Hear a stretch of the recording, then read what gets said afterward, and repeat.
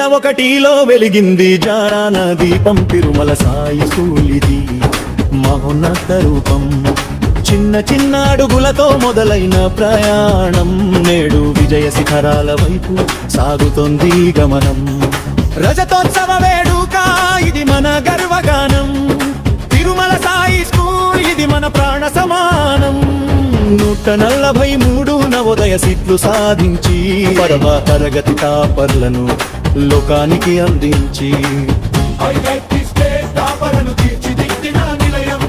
మా విద్యాలయం కీర్తి కిరీట మహోన్నత విజయం.